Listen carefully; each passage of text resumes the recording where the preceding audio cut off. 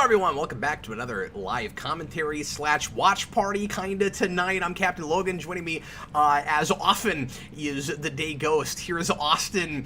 And Austin, what are we gonna watch today? We are gonna watch some YouTuber movies. Yeah, well, just the one. Movie. Oh god. Oh god, I can hear myself again. I'm having deja vu from 3 seconds ago. It is that Matrix deja vu, where it's the cat and then it's the cat again. My computer's like so inconsistent because I always have it muted, and like the last 2 times I've done a show, it just like unmutes for no reason. It's weird. I always pause mine just to be on the safe side. So how I have it set up is like I have the window open, but I have it shifted completely to the left so I can only see the chat. So it's like it wasn't playing, so I couldn't pause it yet. Well, tonight I picked the Angry Video Game Nerd movie for no good reason. This is a totally random thing to do. Austin and I have been doing a lot of these commentary watch party things on Fridays. Lately we've been doing a lot of like mini, what do you call it? Why can't I think of that word right now off the top of my head? Marathons. Shows, and yeah. It's been a while since we've done a movie. I wanted to pick something that I knew pretty well because it's been a busy week for me. It's been hard to prepare for anything. So, Austin, I didn't actually watch this one ahead of time. I usually do that, but I know this movie pretty well. And for whatever reason, I've seen this probably 5 or 6 times now since it came out. This is the Angry Video Game Nerd movie, the big passion project from James Rolfe. This came out in ostensibly 2015, although I saw it in 2014 when it played in a whopping 4 movie theaters across the country. I ended up getting tickets to one of those in St. Louis and took Brandon, and that was a lot of fun. This is a weirdly kind of special movie to me just because it's a thing that like I drove to go see. It's a cult thing that not everybody cares about this. And I don't have a lot of those kinds of things. I've always been such a mainstream guy. And I guess as far as YouTube stuff goes, Angry Video Game Nerd is about as mainstream as it gets. And a thing that's been around forever and everybody, you know, knows what that is, that pays attention to YouTube stuff. But for me, it feels, you know, relatively obscure. Mm-hmm. Yeah, and I remember when this movie came out because I was in high school, and they had one screening in Canada, and it was in Toronto, and I was like, there's no way I'm going to be able to convince my mom to drive out to go see this movie. So that's off the table. Yeah, I was lucky I knew somebody that also wanted to see it, or I would have had to drive 4 hours to go by myself. Mm-hmm. Yeah, and for me it would be like 40 minutes, but like that wasn't going to happen. For me, it was actually worth the drive, and I really enjoyed it. I know that this is maybe less than a polarizing movie. I know a lot of people were really unhappy with this. A lot of AVGN fans were really upset about it, thought it was awful, not worth the wait at all. It wasn't what they wanted. We'll talk about this as we go through, because I'm not sure what people were expecting. And I think taken on its own terms, especially if you appreciate Rolfe's sensibilities in the first place, and it's not fair to say that you should have to come in with, you know, prerequisites and particular expectations necessarily, but I can't help the fact that I did have that. I think if you understand this guy beyond just the AVGN project, I think it's a better thing than people gave it credit for. But some of it might just be that some of my humor sensibilities line up well enough for parody and farce with what he made. Mm-hmm. Yeah, this definitely feels like an older school, like, you know, kind of like when we go to a comedian or something and we're like, here, we're going to make this movie for you, like the Star Vehicle kind of thing. It does have that kind of feel, like a UHF type movie. Like, not as good as UHF, but like that type of Star Vehicle. I would say narratively, this is every bit as good as UHF, but some of the gags maybe aren't as funny. But you know what? No, I'm going to fight you on that. I think the AVGN movie is every bit as good as UHF. Because I think UHF is kind of inherently flawed, but I love a lot of things about it. Well, yeah, for sure. Definitely. Anyway. Let's go ahead and get into it and watch it. That's a great debate, and I just want to spend the whole 2 hours debating that. The AVGN movie is currently available on Amazon for a whopping 99-cent rental if you don't care about watching it in HD. I have this movie on disc, but I ended up going ahead and renting it because I didn't find my disc right away. So anyway, you can do it the way I'm doing it, or some other way, but get it to timestamp 0 and get ready to press play when I say now, and we're just going to talk through this movie like we do with commentaries. Are you ready? Mm-hmm. Nicky T, UHF is Weird Al's movie from 1989. He is also more excited to see me than literally anybody I've ever met, but he also says that I'm your sidekick. Oh, okay. When you say he also says that, is that like a strike against him? You're like, God, you had to call me a sidekick. No, that's fine. I don't care. Whatever. At least I'm not your butler. I'd rather be Robin than Alfred. I don't know, man. You're forgetting all those times that I've just forced you to come all the way from Canada to do my dishes. Yeah, don't even get me started on the laundry. All right, let's go ahead and watch this movie. Here we go. I'm just about to say the thing. Everybody, please press play right now. And here comes a chainsaw. Oh my god. It's some sort of cinemassacre.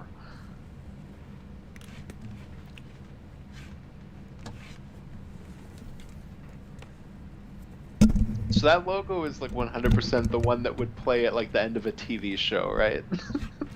Yes. You know, like when some shows have that? I had that too, but I do appreciate that there's not 6,000 logos. I mean, this is an independent film, and there weren't a lot of people involved in making this. I mean, this was, like I said, a real personal passion project. It was a Kickstarted thing, or crowdfunded in some way. I can't remember if it was that or Indiegogo or whatever it was. But Rolf made this so much by himself. I mean, obviously, he had a crew, and it took a lot of different people to make this movie. But there's a lot of miniature effects and things that, in post-production, he just had to do in his basement, like he's making, any other YouTube video. That's the interesting thing about this versus like other YouTuber movies, is that most of them look like crap, and this isn't like the most cinematic looking movie. It's still, a independent movie made by a YouTuber, but it goes way farther than like any YouTuber movie I've ever seen. Like, this is 8 billion times more cinematic than like the Nostalgia Critic trilogy. Yeah, and is maybe more professionally made even than something like Space Cop, but I don't think Space Cop was trying to look professionally made. And I still need to see that. What's that? I said I still need to see. Oh, you still haven't seen Space Cop? That's the Red Letter Media movie. I want to watch all their movies. Yeah, I want to see Feeding Frenzy. That movie looks great. I don't think I could sit through that. But yeah, this kind of just gives you a sense of how much of a filmmaker first Rolf is.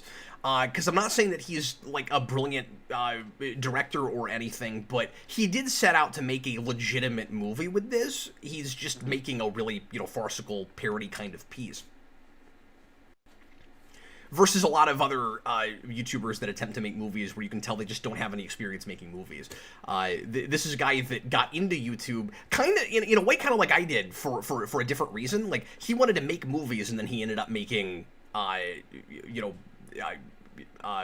Angry Video Game Nerd videos, making, goofy review videos. And I came into this as a writer and ended up doing reviews primarily, and he has really, played to his strengths on his channel, where he's constantly trying to use the things that people like him doing in order to continue honing his skills as a filmmaker. And that's why this isn't just a 2-hour EVGN skit, and why it's going into every other facet of his interests. And I think that's a lot of what people didn't like about this movie, is that it just included a lot of stuff that people didn't care about, that he's really passionate about. So, like, I was really grabbed by the, the parody of conspiracy theories, the plot with this, because I know how into that stuff he is. Yeah, and I mean, this movie couldn't like get away with not having like a Godzilla parody. Yeah, of course. The logo at the beginning that explodes looks really nice. It's like they've done that kind of thing, or he's done that kind of thing a lot in his videos, so it's like we had to have the most epic version of that possible, and they did a really good job on it. It looks great. It's also really funny that Bear McCreary did the music for this movie. Seeing as now he like does stuff, and he did a Godzilla movie. Oh, is that Ryan? Yeah, he did the music to King of the Monsters. I didn't know that. Yeah. See, I knew his name first here. Yeah. Yeah, no, because I remember when that movie came out, I saw on Twitter, James Rolfe was like, oh, congratulations to like Bear McCreary. It was so great working with him on my movie. Now he's doing like this stuff. That's awesome. I did find myself kind of distracted and taken out by all of the like parodies of video games at the beginning of this, that he's not allowed to use any actual licenses, and they have a lot of fun with the names and things, but I think like as an AVGN fan, you go into this and it's a little bit disappointing that besides ET, he can't actually use any real video games, and that might be one of the things that turn people off just right from the beginning, is like, oh, this feels generic, because you're having to do generic reviews of games. I also am highly uncomfortable with the fans that show up in this intro. the obsessive fans. Yes. And we know that most of, if not all of that, is real. Well, exactly. That's what creeps me out about it. People submitted these. Yep. No, and you get people that's like, oh, I snuggle up to my AVGN like plushie. I'm like, oh. No. He got his own game in there. Yeah, it worked it in. People were complaining at the theater that I went to see this that they didn't have Rollin' Rock because you could get beer there, but they didn't think to get Rollin' Rock because it's not like the people running the theater knew this material and cared about that. But everybody's like, oh, where's the Rollin' Rock?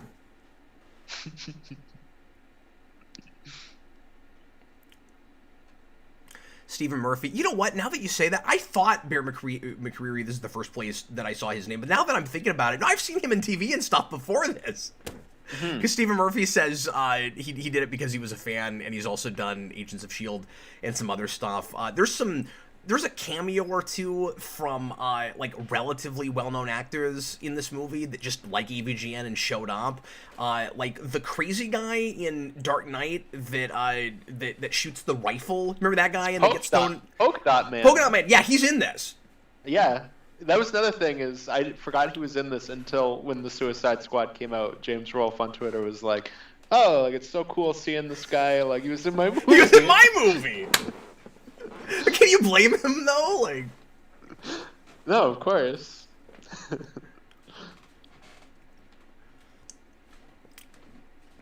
And of course, he's throwing in a bunch of the most popular references to some of his reviews in that opening. And some of this feels like he was looking at Wayne's World. Oh yes, absolutely. And there's a million references. Of course, and influences that we won't be able to help but bring up. Stephen Murphy, but if there was a Geekvolution movie, Cap would have scenes like this featuring us, the audience. I mean, it would depend on what it was about. One of the things I appreciate about this is that maybe comes off as self-indulgent, where it's like immediately you have to go to, look how popular I am, and I'm known in France and Norway and all these different, you didn't say Norway, and all these different places. But I do like that at least he makes it thematically relevant. Like that's setting up the idea that by the end of this, he cares too much about his fans, so ultimately the character the nerd, as opposed to Rolf, has to review the thing that he swore he would never review because he just knows how badly they want it. So I like making a narrative out of it. I like that there's actually a story in this movie. Obviously, it's not a super deep piece, and it's again a total farce. And it's kind of a surface level character arc, but there is a character arc. I'm saying it's structured like a movie. Mm-hmm.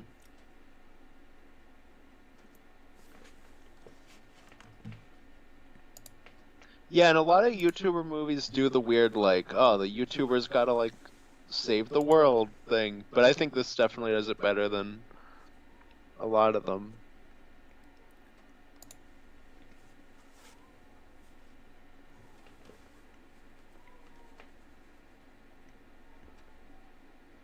I also like the idea of doing a story thing out of AVGN is doing the opposite of what he means to when he's reviewing bad games, where people see, and I think this is a phenomenon that happens with a lot of stuff, is like people talk about something awful and you enjoyed watching them talk about it, so you can't help but go look at the thing yourself. And he's like trying to get, and like I don't mean Rolf himself necessarily, but I'm sure that there's like a degree of that where it's like, wait, why did you waste your time going and playing this thing that I told you is awful and will waste your time? And but the character here, it drives him insane that people will intentionally go play a thing that they know is terrible based on his review.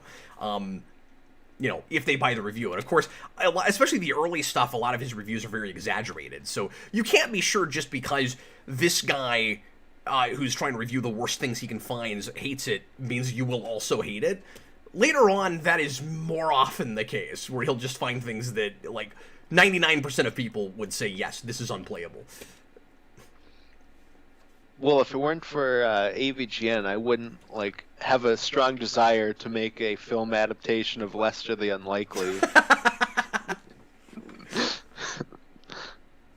Have you seen the movie trailer that he made for a movie based on Jekyll and Hyde? No, I don't think so. Oh, it's wonderful. That's one of the funniest things he's done. Yeah, you've seen the Jekyll and Hyde review. Yeah, of course. Yeah. That's one of the big classic AVGN things, and it comes back a lot. He made a trailer for a movie of that. It's really funny. That's awesome. It's like Jekyll's just walking around with a stick that like is totally ineffectual and doesn't hurt anybody, and then they do an effect for the psycho wave. It's great. Here's our first cameo. Yeah, have you ever watched him? Black Nerd Comedy? A little bit, like years ago. Little bit. Same here. It's been a while. Mm-hmm. He and I have a lot of interests in common. He does a lot of Power Rangers content, and he used to do Powerpuff Girls content and stuff like that. A lot of Ninja Turtles. Cool. I remember seeing some of his Ninja Turtle stuff. Yeah, and he's funny. He's pretty good off the cuff. He's also in the Power Rangers RPG that was sort of like a pseudo... it was a YouTube show, and it was sort of like a pseudo TV series where it's like you're just watching people play a role-playing game, but they made it kind of canonical. Oh, yeah, I think I remember hearing about that. He's the Blue Ranger in that. So he's actually in the Heroes of the Grid board game. I have painted his character. Ugh. Isn't that weird? You just go around being like, he's fun in it, though. Stephen Murphy asks what your favorite AVGN review is. That's tough. So, real quick before I get to that, though, I'm trying to remember the name of that because just my head Power Rangers right now. It's something Force. It's not coming to me, and it's driving me insane right now. So of course we got to spell ET differently to avoid copyright infringement. Yeah, he's got to look slightly different. There's Indiana Jones. But yeah, which is weird. But I don't mind that for the like goofy internal logic of this movie. Yeah, you just kind of accept it. The first thing that always comes to mind for best AVGN episode is Atari Sports. That's definitely one of my favorites. It's in my top 5 probably. I have a lot. Who the heck is John Madden anyway? He doesn't even look like an athlete. And mine is Hong Kong '97. Oh yes. You and I also for like 3 weeks wouldn't stop quoting plumbers don't wear ties, which is also a great one. That is also in my top 5. Still. Yeah, absolutely. And I like a lot of the more recent ones. Pepsi Man is way up there for me now. So funny. Yeah. Okay, have you seen that one? Yes. Because that's been a while, so I can't remember it super well. But I remember like the Terminator. It's a Terminator 2 parody, yeah. And it's wonderful. Hyperforce finally came to me. That was driving me insane. Some really cool characters in that. Vesper is great. Anyway. So, I wonder if some people just don't care for the low production quality of this movie, and I think some of that is by necessity, and some of it is intentional. I think doing the car scene like this is on purpose. Like, they didn't have to shoot it like this. They're trying to make this look bad. Yeah, because the other car scenes don't look like as rough as this does. When I remember, it's been a while, and I watched it again yesterday. And sometimes it's an intentional reference. Well, yeah, he puts in the person that flips into themselves.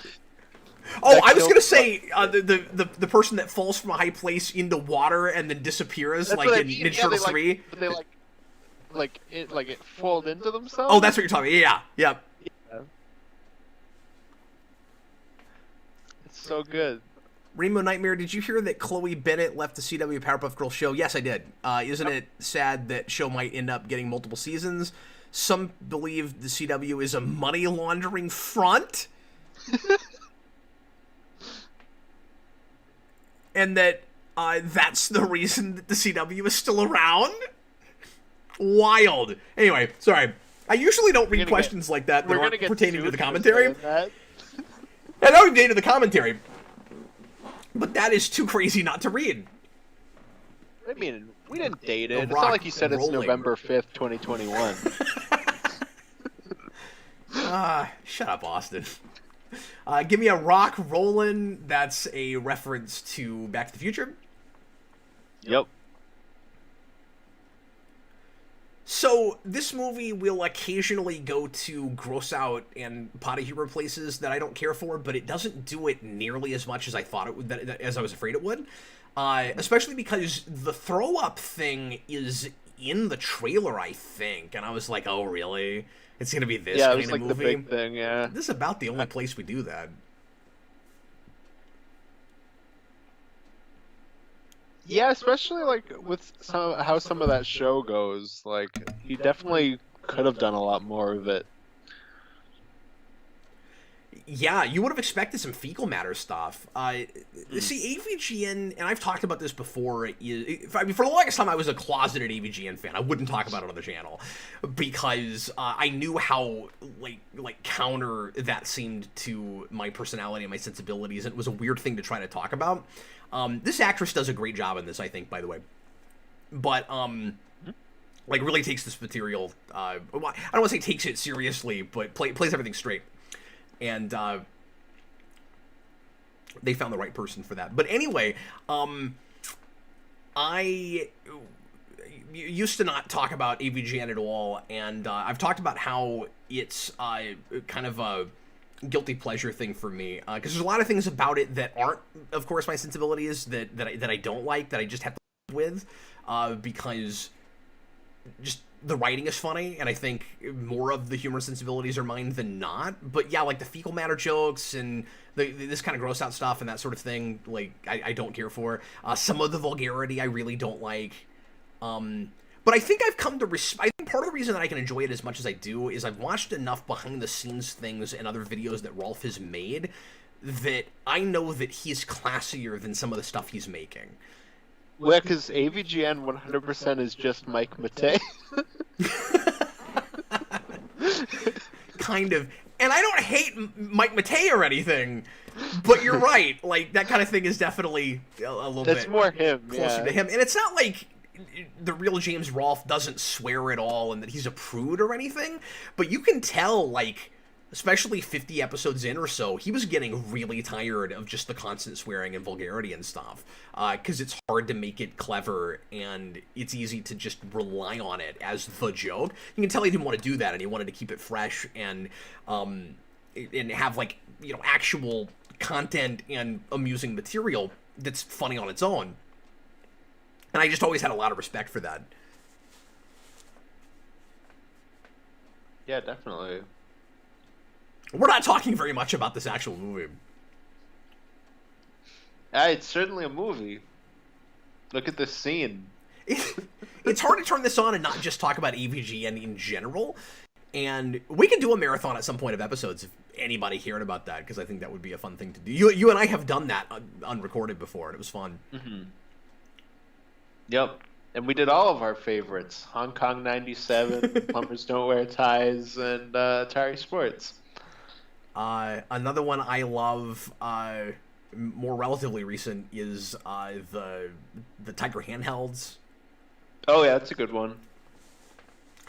And I had a ton of those as a kid. I like how E.T. looks like he has a mustache. And then yeah, I like a lot of the console ones, the like the Saturn and the 32X videos. Oh yeah, those are pretty good. Yeah, the angry face from the little kid is fantastic, and I remember cracking up at this really hard in the theater. Scenes like this are the things that most feel like what he was shooting for that show in his basement. Mm-hmm.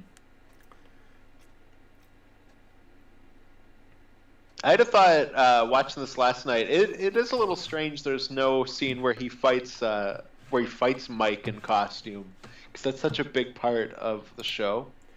Well, and I think that's the kind of stuff that people were kind of missing with this, where in some ways it feels like he made a movie he wanted to make anyway and then got AVGN into it somehow. Mm-hmm.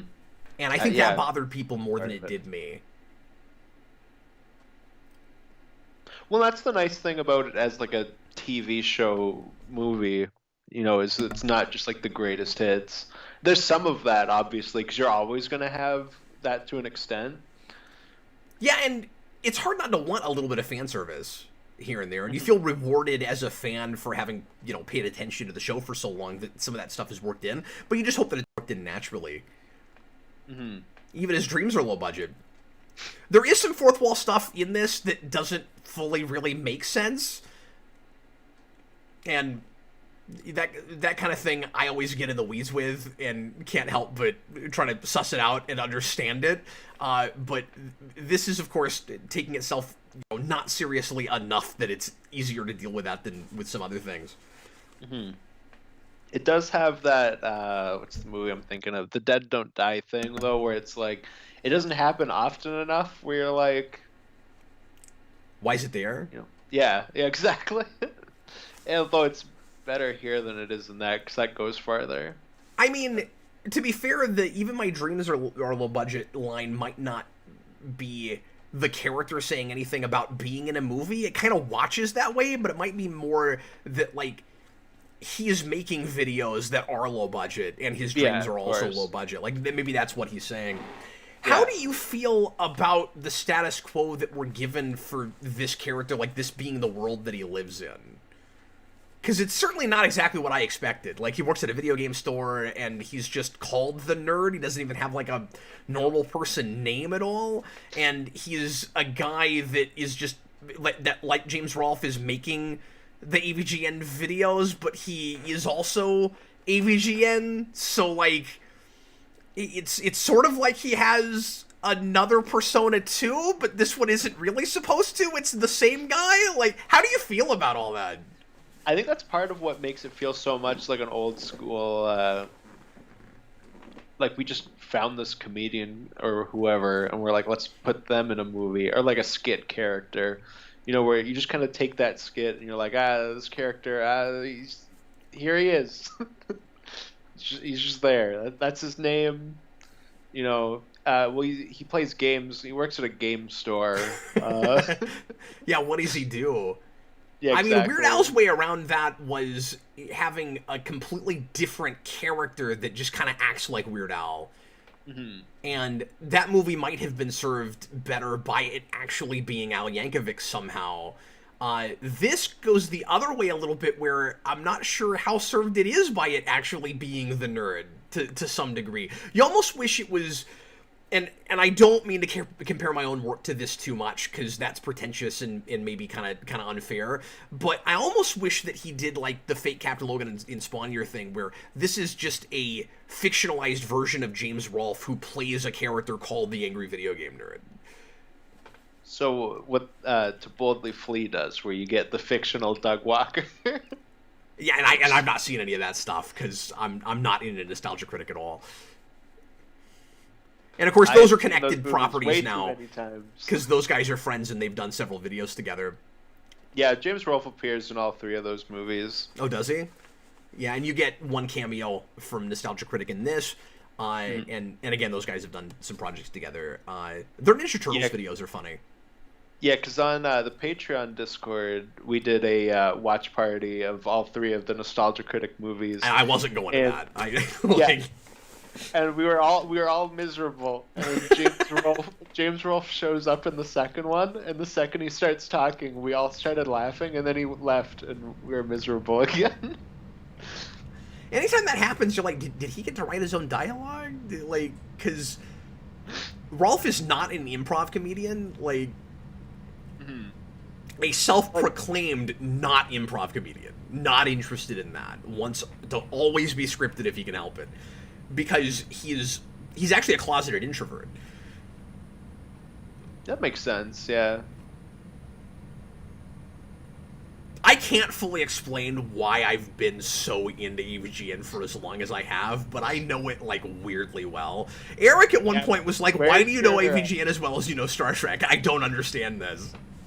Where's your AVGN tattoo and plushie? Come on, take it out. You know what? I don't own any AVGN stuff. I don't have a collection of that. He put out an action figure this last year that looked really good, that I kind of wanted. And it was available for pre-order, and if you didn't get it in pre-order, you weren't going to get it. Oh, that sucks. Is the number 23 on this house intentional? You be the judge. Given that Rolfe is so into conspiracy theory stuff. Yeah, I don't know. Maybe. Maybe so. They probably just went to a house that happened to be that number. Because it shows up everywhere. Yeah. It actually legitimately shows up everywhere. And I don't think it's just once you've seen it, you start seeing, like, if you notice it with the number 14, you see 14 everywhere. Like, 23, particularly in movies, it really is. It's everywhere. I'm constantly seeing it in things. Well, like a year ago, there was 23 MCU movies. It's like literally. Now there's 500 of them. I don't... Where does the time go? I feel like I woke up from a coma like 20 days later, except instead of zombies, there was just a billion Marvel movies. But yeah, I think there were, to the point you made earlier about Mike Matei, I think there were a lot of people that were disappointed that he wasn't more involved in this movie and kind of wanted him to play a character. And oh yeah, I'm of 2 minds on that. It's weird that he wasn't more involved. I mean, I'm sure he did a lot of behind-the-scenes stuff. In fact, they've talked about that. About some of the stuff that he worked on, but like he just gets a cameo in this, and he doesn't even play a character in a monster suit or something.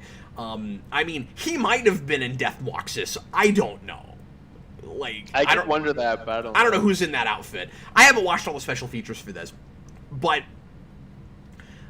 this is funny. The having a record player in your car.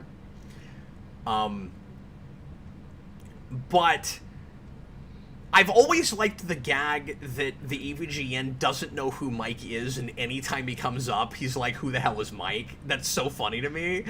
And I wouldn't really want him like on camera with his face suddenly playing an AVGN character. Yeah, I can understand that. You were saying the action figure thing. It's too bad they couldn't do like a wave with like a Build-A-Figure where you build Mike.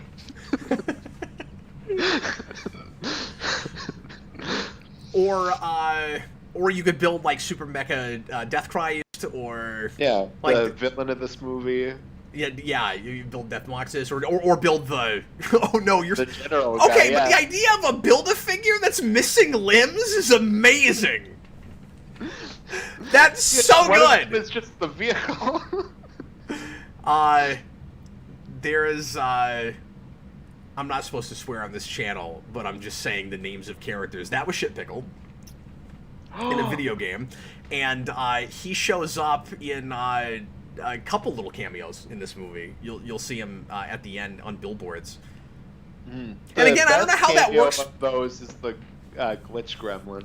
Yes, yeah, you got that some too. I don't really know how you reconcile that with the internal logic again of this movie. That like the AVGN has made videos with that character, and presumably, even though they're all generic in this universe, this guy has made all the videos you've seen. So when Shit Pickle or any of those characters show up on billboards and stuff, like what is happening? Like I don't know. It makes more sense for like Bullshit Man, because like he's not a part of that show. And now that I'm saying that, it's a little surprising he didn't throw in a Board James cameo. That is surprising. Or just a shot of like Mr. Bucket or something, just some reference to it, or the phone, or I know this stuff way too. Why do I know this channel so Cinemassacre? So I don't watch YouTube videos, you guys, or very much. Like this is the stuff I know. And I own Dream Phone. Do you really? Yeah, I guess I technically don't. I got it from my brother, so he has it, but we played it quite a few times. That's a collection I would like to amass. Is all the board games from Board James. Get Crossfire and... Yeah, because every time you pick up the phone and it's like, I know who it is, but I'm not telling, you gotta do the, like, F you. Is it weird that the second AVGN game started going to Board James references? Because, like, it's not AVGN? It's a little weird they did that? Yeah, but then isn't there like a whole Board James episode where he's also AVGN?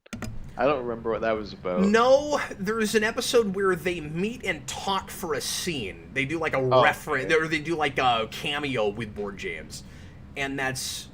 Or maybe there's a couple that do that. I can't remember. Oh, on AVGN, yeah, there's that scene where they talk. But there's like a Board James episode, I think, where he like becomes AVGN. Oh, that's right. I haven't seen those in a long time. Those I don't know as well. Yeah, it's been a long time for me too. That was definitely something he was more passionate about for a while. This guy who plays Onward is really funny, and again, is not being too tongue-in-cheek about the role, I don't think. Like, I mean, well, okay, he's being tongue-in-cheek in the right way, right? Like, he's playing it straight in the sense that he knows he's a cartoon character, but, like, the actor's not making fun of the material or wishing he wasn't here or something. Like, he's liking this B-level schlock stuff. And I feel like everybody... One of the reasons I enjoy this movie as much as I do, I think, is just everybody seems to know what they're making. Yeah, exactly. Nobody, like...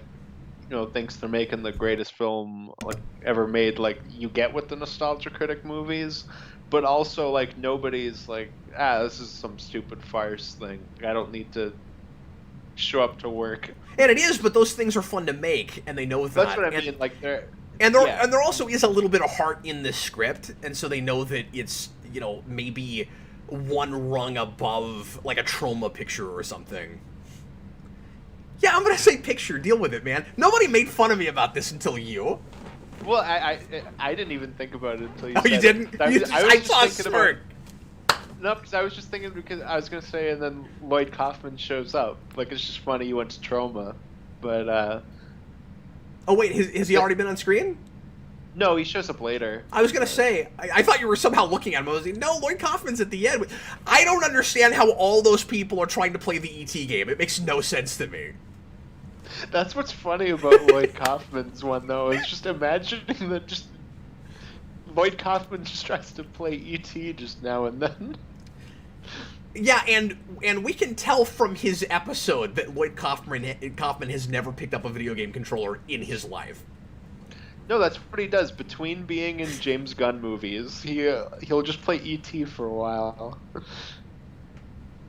I like that the Death Moxis thing is foreshadowed, or it's sprinkled throughout the movie, set up the way it is, because it's so out there and preposterous, and you don't expect this movie to get as, you know, big and world-breaking as it gets unless you have that stuff there from the beginning. So, like, it telegraphs what you're getting yourself into, both with this and the big conspiracy with the E.T. game and with, you know, Atari and all of that. I meant to say this earlier, because I love the animations in the opening of this. That's all really well put together, and it looks like a lot of conspiracy things and conspiracy documentaries and stuff. It is unfortunate that the E.T. games were found in the landfill, like, moments after this movie came out. You couldn't have even... I mean, he would have, because he spent 1,000 years making this. It's weird, because this came out quite a while back now. I mean, again, officially on video released in 2015. People were expecting this as early as 11, 12. Like, he was working on this for... This movie took, like, 5-6 years to make. And, if it had come out when people were expecting it to, there would have been a decent amount of time.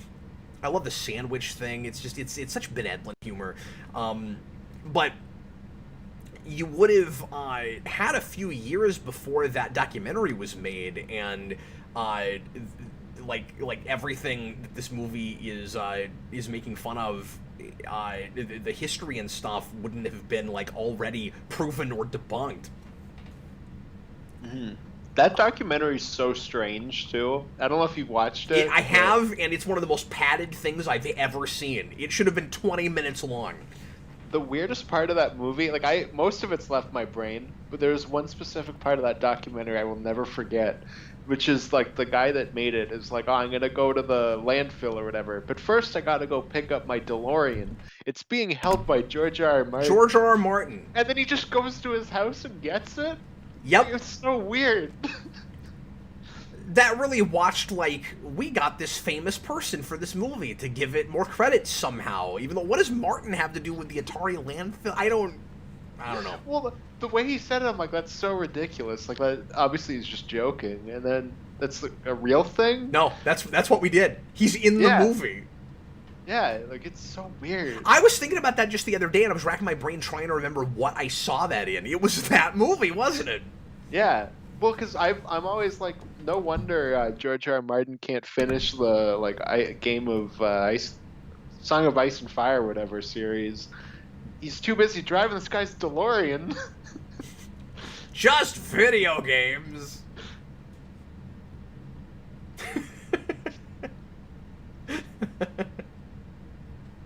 This guy's great.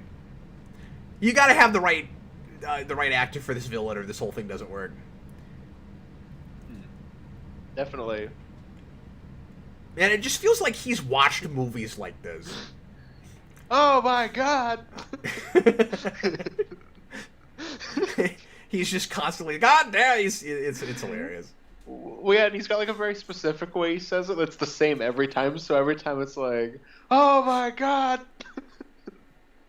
My favorite line of his in the whole movie is, who put these effing boxes here? Which we're about to get with this chase sequence. It's funny. Yeah, also, McButter has her best line in this scene too, when she says, "It helps if you shake me, sir." And then he says, "Really?" He's like, "No." No. It's great. I don't think I ever caught that line before. The hell's the matter with this thing? You're in it, sir.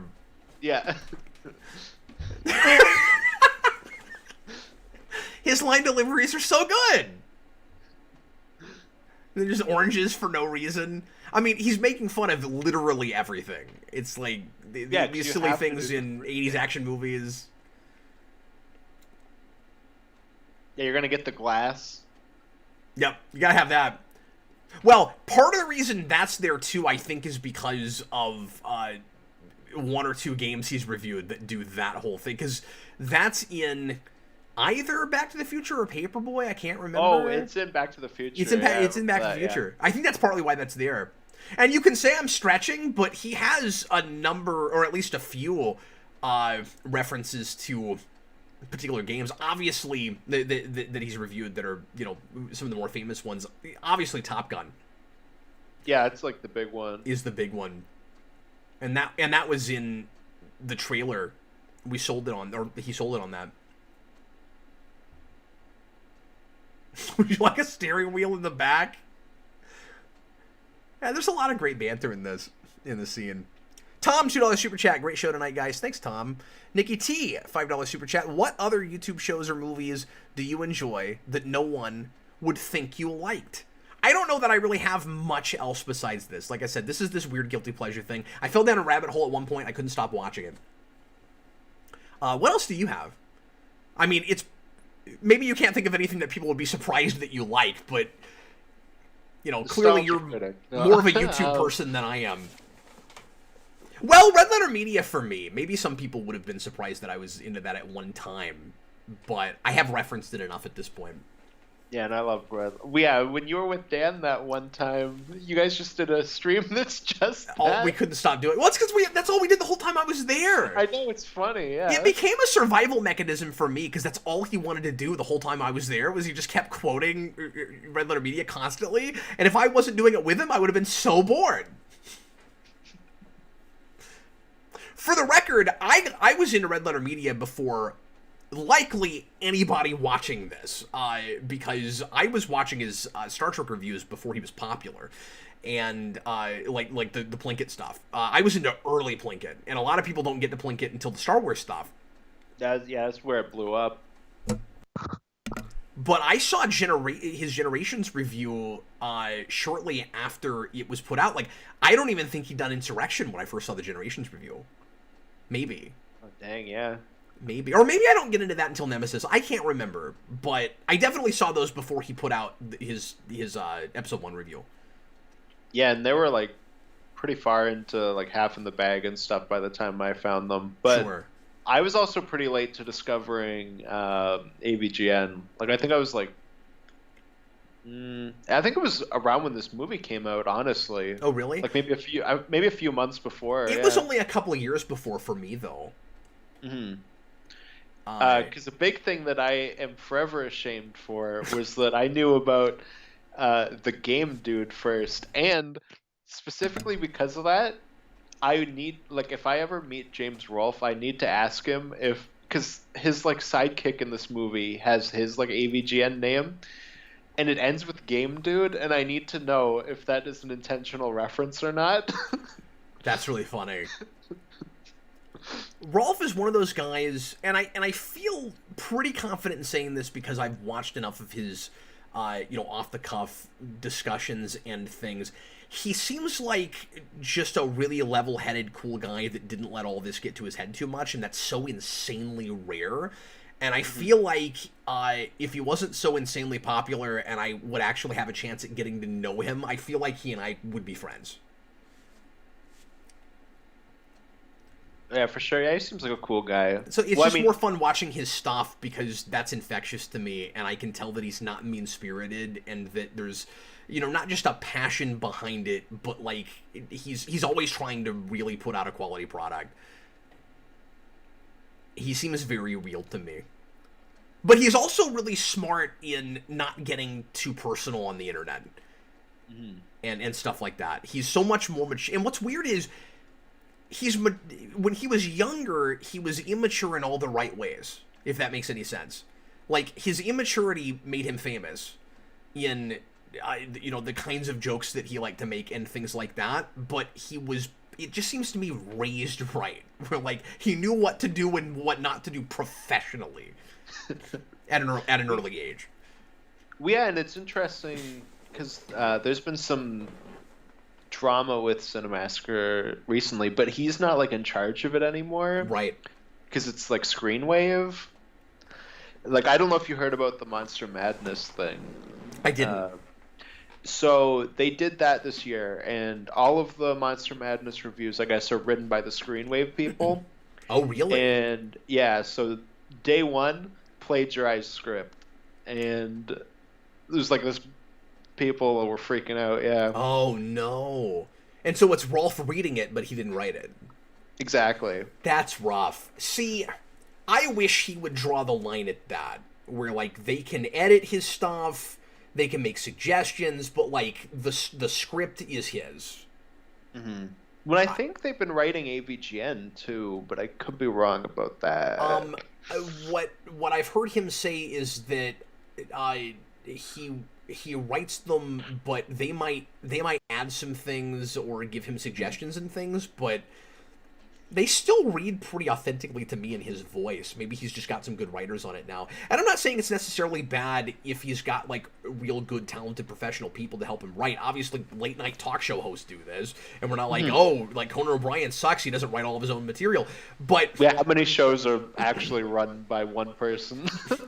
yeah, exactly. So, like, I wouldn't... I love the shot, just that we put a camera in a refrigerator. That's one of the things that always stuck with me with this. And I also meant to say a minute ago... I almost picked that as my background. When we were... I almost made it the thumbnail. When we were talking over the scene a minute ago, I just wanted to mention how much I like the creativity of the platforming scene. That, like, the main stuff that Rolf has reviewed is platformers, and that's kind of, you know, where he lives as an old school gamer. And he actually, in his movie, threw in a scene where he's got to do physical platforming. And for the, you know, budget and production values they have, and given how much they can get away with stuff not looking great, it looks pretty good. Mm-hmm. Yeah, that scene doesn't look bad. Yet it's almost surprising that you get some, like, jokes about modern games at the beginning. Just because That's it is true. more so, like, the older stuff that he's into. Because Well, like James Rolfe's not a gamer. Like the Call of Duty crack and all that, yeah. James Rolfe is as much of a gamer as I am, I think. And I think he has the same thing that I do, where it's kind of more fun in some ways to, like, read about it and collect it than it is to even actually play the games. Because I get the sense that he did have a decent-sized video game collection before people started sending him things. Mm-hmm. Like, a lot of the things not everything, obviously, but some of the things I should say that he's had in his game room that he's reviewed before, I think are probably things that he just bought during a time when all this stuff was cheaper and you could actually collect it. Yeah, before it became popular to collect stuff. He probably did actually have a Commodore and, you know, some of that stuff. Mm-hmm. So, like, when people say that he's not a gamer, like, it's true and it's not true. You know what I mean? Like, it's so, I like, just mean, disingenuous. like, yeah. He's not a gamer in the sense that he's not keeping up right now. He's not buying, you know... He's not necessarily playing Spider-Man PS4 the day it comes out. I mean, I did, but that also doesn't make me a gamer because I'm a superhero guy. That's not a good example. No, specifically that game decides if you are a gamer or not. So maybe I'm taking the material too seriously when I ask you this question, but if I'm making this movie, Howard Scott Warshaw makes or breaks the concept. I think if you can't get him, you maybe come up with a different concept. Like, I'm really glad that he's in the movie. Mm-hmm. Because I just don't know that really this cool. story works as well if you can't get him. I mean, to be fair, you could just cast somebody and most people wouldn't even know until that documentary comes out, right? Because I think at this point a lot more people know what he looks and sounds like. Well, that's kind of what I was thinking rewatching it was they probably went in like, we're going to try to get him, but if not, we'll just cast somebody to play him. Yeah, I'll retract what I said. You could have cast somebody, but it's cool they got him. I mean, to be fair, he's not, I mean, this is nothing against Warshaw.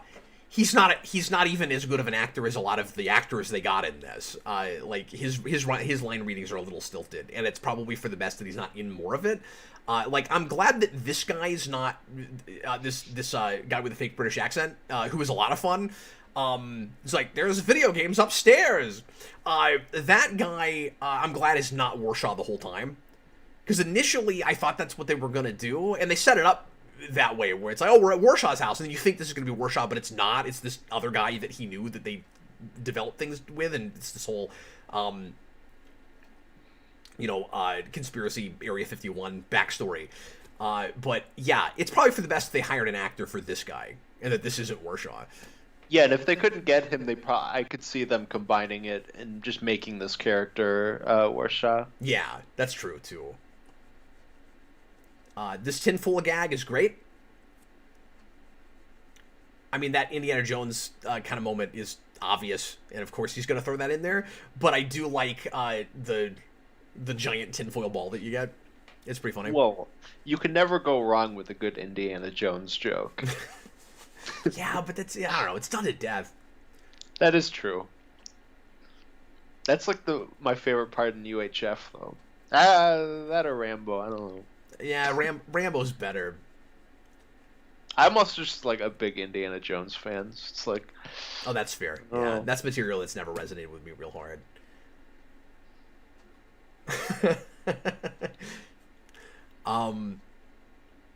I think it's convenient that he has Rolling Rock already in his house. Everybody does. It's the universal beer. That's the universal beer in this universe. Exactly. If Transformers the movie were in this universe, Hot Rod would have given Wreck-Gar some Rollin' Rock. Or not Hot Rod, it's Cup that does that. I feel like in some ways, even if I'd remember that, I probably wouldn't have corrected it. Now I can't remember, it's been too long. In some ways, I feel like some of the running gags in this movie are... Oh, there's the guy. There he is. There's Polka Dot Man. Polka Dot Man. And he's also the Russian guy in the Ant-Man movies. Yeah, he's in a ton of stuff. He's been getting a lot of major supporting roles lately. Because back when this came out, I only knew him as that background guy in Dark Knight, and he'd been in some TV shows and stuff. He's just like a character actor. Exactly. Although he's not coming back for Ant-Man 3, apparently, so let's all Shucks. Have a drink to that. I mean, I like him, but I don't need him in those movies necessarily. I don't know. No, we're all shedding a tear, Cap. We're having a moment of silence for that guy. Okay. He's going to be okay, I think. I think he's going to be all right. But what I was going to say is that some of the running gags in this feel like things you do in high school or college movies. They feel like the kinds of things that you make, Austin. Oh, no. But I think in the best way possible. Like, they're incorporated in... I don't want to say a believable story, of course, because it's not supposed to be, but at least a coherent, cohesive piece that knows what it is and presents that well enough. That's where it differentiates from what I make.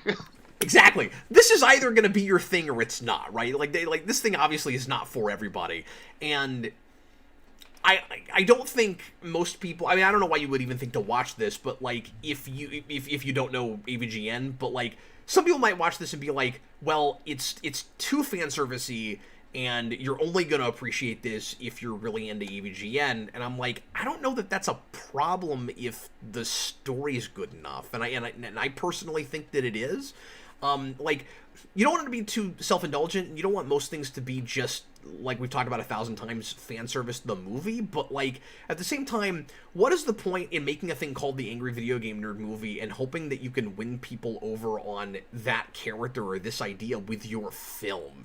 Like, especially a independent underground thing like this that's not actually playing in movie theaters, really.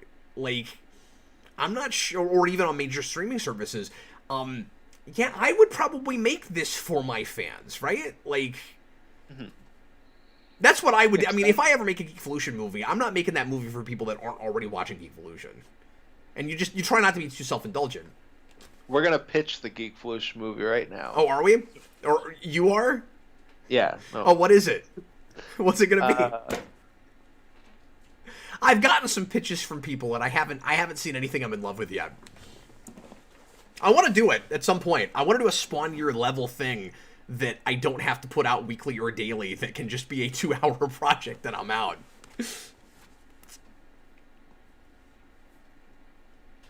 Oh, that's right. He is in Dune, Nikki. I forgot about that.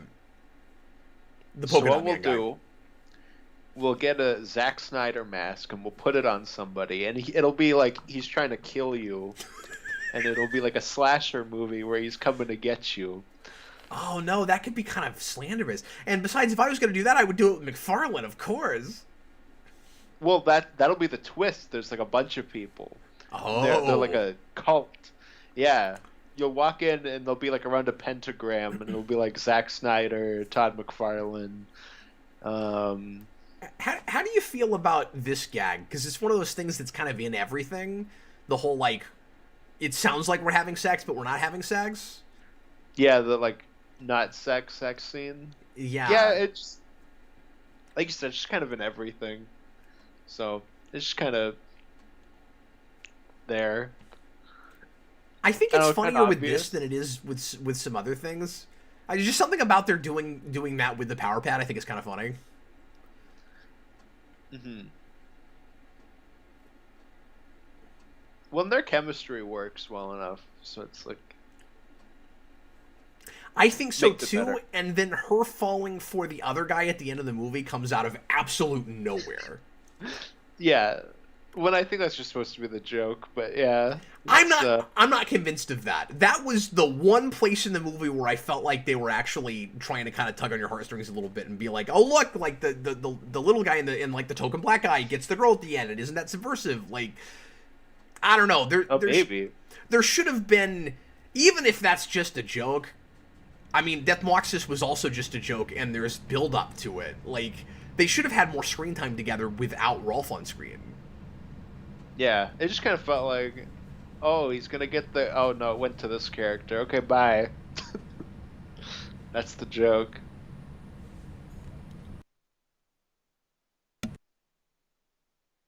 It's convenient that they're having phone problems right now, because the rest of the movie would unravel slightly differently if he could understand what she was trying to say right now. Oh, that's true. He did voice Calendar Man in Long Halloween. Oh wow, I didn't know that. guy. Yeah, We're just talking. I don't even know that actor's name. We haven't even brought it up. it's David. Now I wish we hadn't done it. David Dasmalchian. He was also on The Flash. and he was on Gotham. Oh, yeah, that's right. Okay, so yeah, he's been in freaking everything at this point. And mostly genre stuff. And somebody said he And- was. Yeah, Nikki T says he's in Dune. A lot of which I superhero haven't stuff. seen. I mentioned that a minute ago, yeah. Oh, okay. I ignored you, I guess. Yeah, because that's okay. I'm used to it.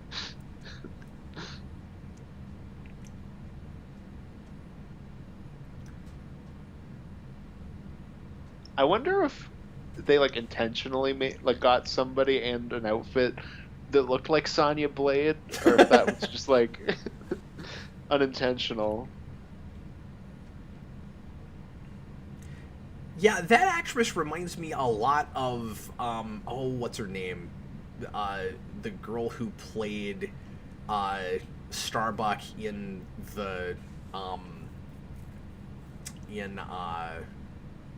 Battlestar Galactica, who does like fan films and things, because for a while she wasn't getting work, and she made this was so weird. She made a big deal out of like, I'm gonna be in this project. Everybody's gonna be so excited about it. And then it turned out that she was in Power/Rangers, and that's what she was talking about.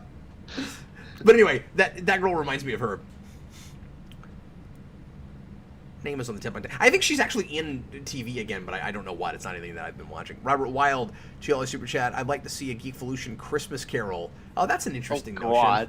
I mean, everybody does that, but I know, I hate the Christmas Carol. that makes you want to do it more. I'm gonna make the one that Austin finally likes. I know. The other day I was on the Discord and I was like, "A Christmas Carol." Katie actually has Sackhoff, that- thanks guys.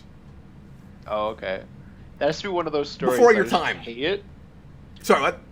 It said A Christmas Carol is one of those stories I just hate because like everybody's done it. And as a kid, it was like, okay, we're gonna watch A Mickey Mouse Christmas Carol. Okay, that's done. Now we're gonna watch this Christmas Carol. You told me about this, yeah.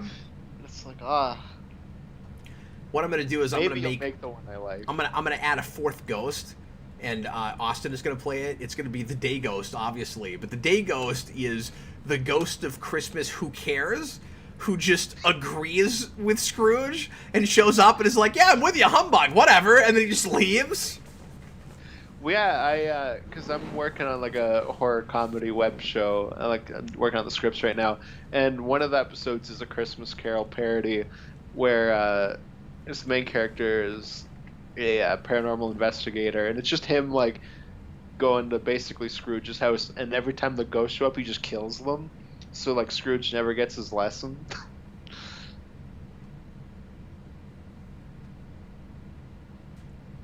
Robert Wilde says that you have the wrong opinion about. I mean, I Christmas do. I straight up do. I will give you that. It really just comes down to I've seen it too many times. Oh, sure, totally fair. Like you said, everybody's done it. I like that there's a Simpsons Christmas episode where they kind of go through like all these different versions of A Christmas Carol, and one of them is like the original Star Trek. And I think Kirk's like, "Oh, like what do we have like on our like view screen or whatever?" And somebody's like, "Oh, it appears to be some sort of ghost of Christmas future, Captain." That's awesome. I either don't remember that or I haven't seen that. Yeah, and it's just in space as like the giant like cloaked figure. It's pretty great. I do And like I've never this... seen It's a Wonderful Life. I love It's a Wonderful Life. It's great, and I should have grown up with it, and I didn't, and that's a shame. And people have suggested that the Geeflution movie should be another parody of that, but I think that's also a thing that people do too often, and I haven't been able to get excited about that notion either. I don't know. Oh yeah, I pitched you something like that I'm a gonna while kick some ago. stuff around, and you're not the only one either. At least one other person pitched an "It's a Wonderful Life" kind of thing. I don't know. Nothing's grabbed me yet. But I was gonna say I like the satire a lot about a company. First of all, making ET2, because we're making fun of the like decades later sequel thing. But also the idea of intentionally making something bad because like AVGN is popular, so that's the big hot ticket now. We make something that is horrible because this guy made bad things popular, and then he'll review it, and it will make us more money. Like if AVGN was a slightly bigger deal even than he is, I actually could have seen something like that happening. Well, this movie basically predicted Samurai Cop 2, where they just in 2015 they made that, but they made it like intentionally bad, so it's not as good as the first movie, which is just unintentionally bad. Well, and there's other precedent for that too. There's like what's that movie? I can't remember the full title. There's Mike Matei and the guitar guy. Who's it's weird never... that they're together. Yeah. Preston is a character on the show. Yeah, so that's weird. I don't understand that. Don't think about it. Yeah, don't think about it. It's ABBA.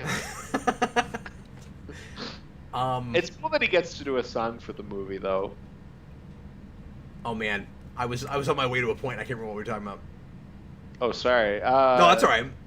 Bad movie. Cadaver Cave. I've never even heard of that. It was a B science fiction movie. I can't remember the full title of that. A B science fiction movie that was intentionally bad and like really long and boring, and had these long periods where nothing happened, but there were a couple of like fun crazy things that happened in it, and they made it that way on purpose. There's like that's not a sequel to anything, but there's a lot of precedent for doing those things intentionally. Mm-hmm. And I guess that's like a whole genre at this point, the intentionally bad movie, right? The Sharknado and things like that. It's the entire output of the Asylum, yeah. Yeah. And most of what appears on Syfy. But the problem with a lot of Asylum to me is, there, at least of the stuff I've seen, is that it's almost like that guy's also a cameo because he's in some episodes of AVGN. Oh, I didn't recognize The guy that gets electrocuted there. Yeah. Man, I'm trying to remember what. There's a Christmas episode where. I'm only getting flashes of it. I don't remember what they reviewed, but he's in it, and they like beat up a Christmas tree or something. I can't remember what happens in that. But anyway.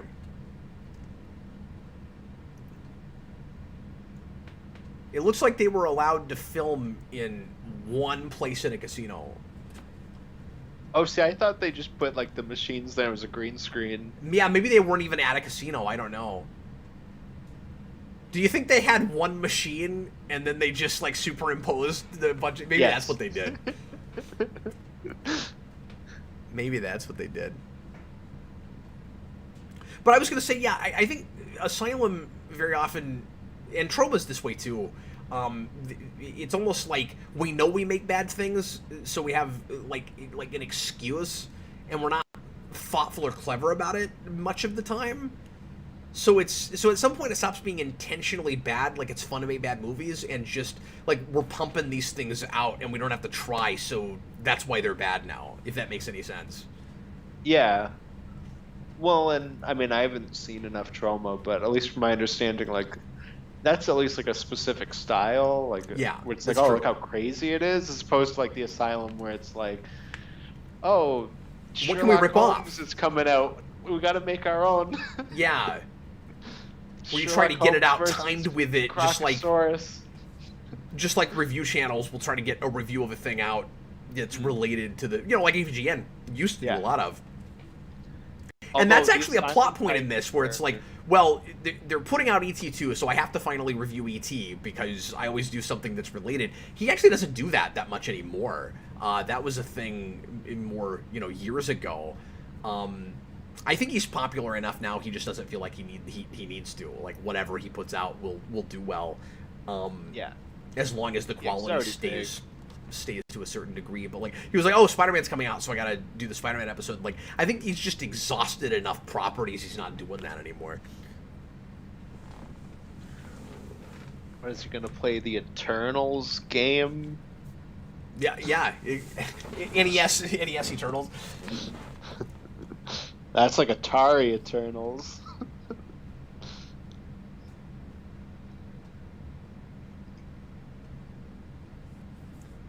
There's another cameo. See, like I said, it was really cool they got Warshaw to do this, but his line readings are not the best. He's trying, though. Niggy T, didn't James Gunn make a lot of films for Troma? I have heard that. He worked for Troma. He didn't make like a lot of movies Did he for not? Troma. Okay. No, he like, I think he did like 2 scripts for them. Like, he did some like stuff like that. Has he gotten Kaufman to do cameos? I can't remember. Kaufman's in most of his movies, if not all of them. Yeah. He was in at least something, but yeah. Oh yeah, he's all about like his regular people, like Nathan Fillion, of course, he brings back in every movie. I also like that Warshaw gives him his opportunity for change. That's kind of fun. Yeah, that's pretty cool. And he's given all kinds of opportunities all the way up to this point where, he can finally just cave and go, okay, I'm going to review this stupid thing. And he's actually causing more problems than he's solving for himself by not doing it. So finally he's just like, okay. Oh, actually, I'm forgetting because I didn't watch this again. Right before this, he actually doesn't even do that here. He's still doubling down. No, I'm not reviewing it. It's a bad idea. And And I'm gonna prove that. That's right. That's right. He goes. No, I'm doubling down. I'm gonna prove that none of this is true. And then, of course, it's all true. Yeah, because that looks real. What do you mean? They're in Andy's bedroom. Wow, they're throwing some really clever insults at each other right now. That's pretty good. The area between 50 and 52. I always like that. Hey, you just said it for the trailer. And then they used it in the trailer. But yeah, that's another one of those lines where it's like, wait, you know you're in a movie right now? Okay.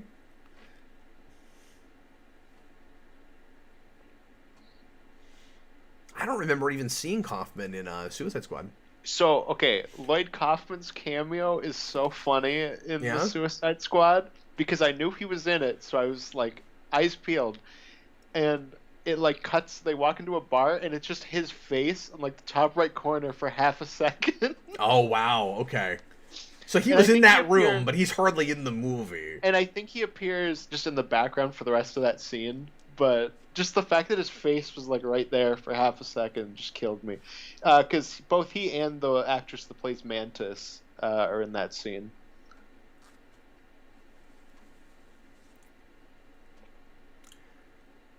So that was awkward. I don't know why he would know that they were talking about the mock Eiffel Tower in Vegas. I didn't even know there was a mock Eiffel Tower in Vegas. Like, no, of course that one, you mook.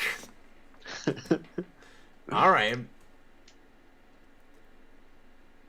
So I realized that this whole thing is about E.T., but especially considering that he's not wanting to be associated with this video game company and he's not wanting to review the game. I don't know why when they're on this road trip, they've got more Atari in the back than anything. Because AVGN is a lot more about it than he has. Yeah, he's the angry Nintendo nerd.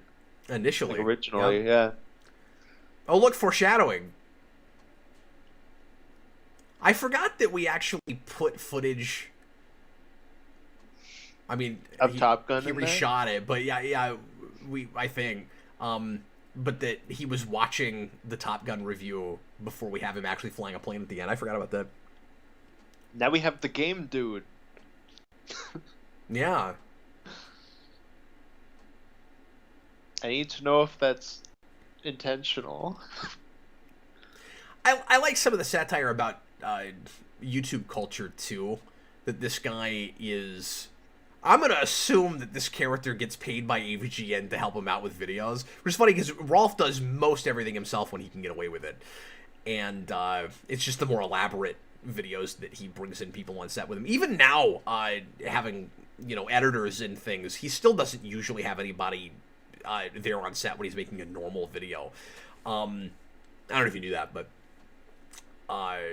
that's a thing he's talked about. But anyway, this is exactly what would happen. This idea that, like, well, yeah, it doesn't really cost very much or anything to make YouTube videos. Like, everybody is trying to make, get popular, make a career out of this. So this kid working with AVGN, of course he's in his basement trying to do exactly the same thing and failing at it miserably.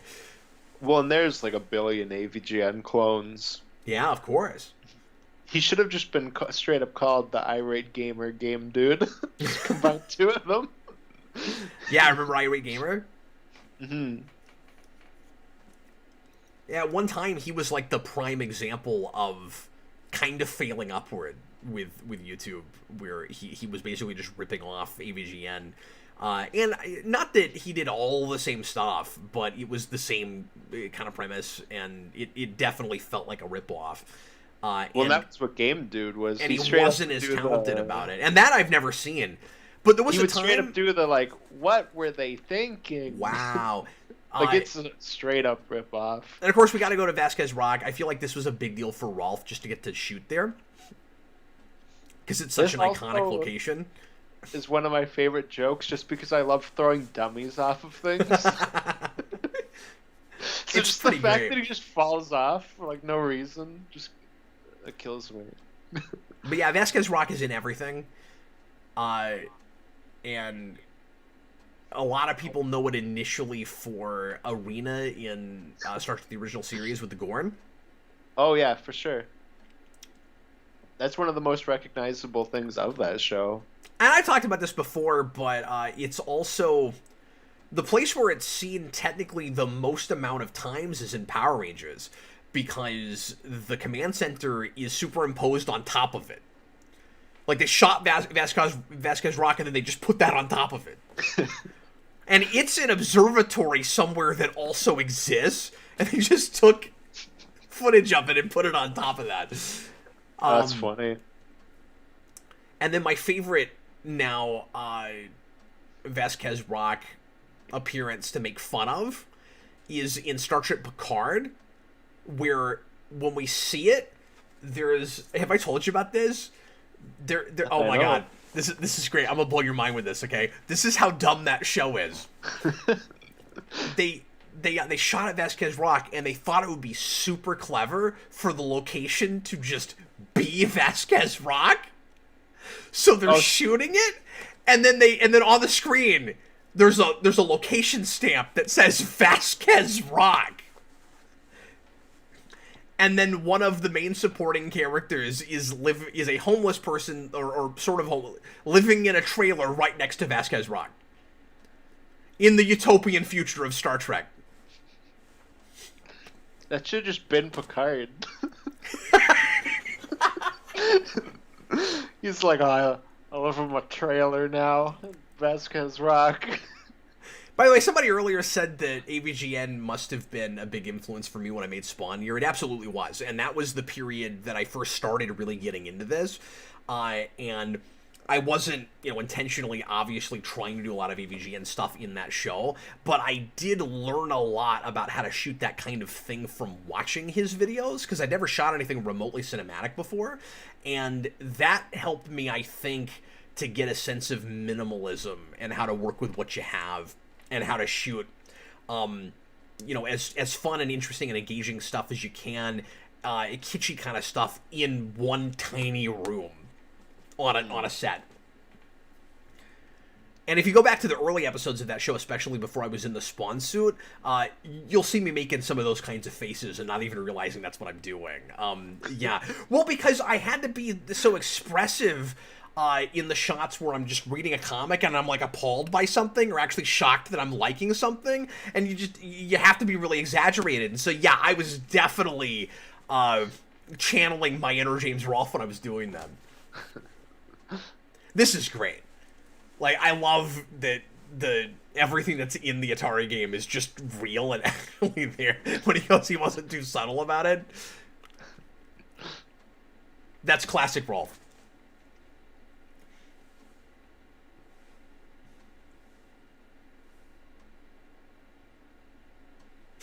Nikki, don't you wish more movie protagonists with grand destinies just went, fine, I'll do it already? Yes, that is great. Yes.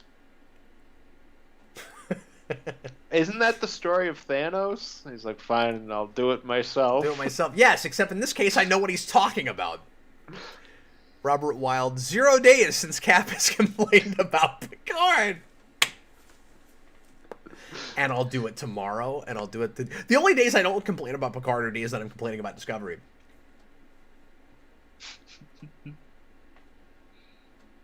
Hey, at least you can now talk about, what is it, Prodigy? I'm not watching that. Yet. When Discovery first started coming out on DVD, Eric was like, you're going to buy that. It says Star Trek on it. I haven't. I'm not gonna. Did I show you that Prodigy, I don't know if it was like a poster thing that they put out. I'll send this to you, because I saw this and I was like... This is a torture hell scene. Is this? Is a really fun idea.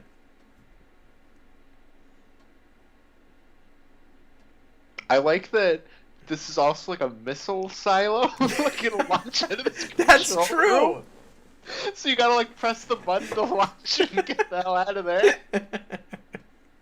That's a really good point.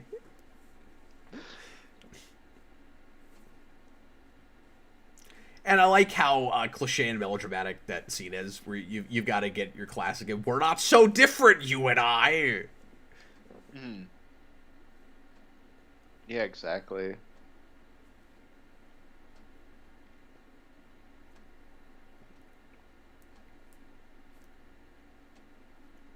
I want to say that somehow Onward seems more sympathetic and less of a villain once it turns out that uh, there actually was, an alien there, and everything he thought was going on was real, but it doesn't. He's still a bad guy. Oh my god! The missile's launching. But I guess that's because, see, this is all coming back to me now. I guess that's because they've had this alien in captivity for all this time.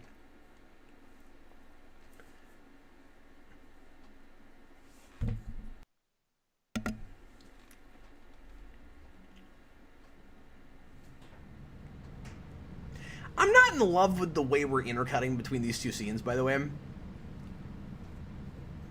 Yeah, I agree. I'm more into what's happening like with this scene. Yeah, I don't like that we keep it right, because that stuff is just kind of serviceable plot things. Like, I mean, you know that both of these characters are going to get out of these situations, obviously, but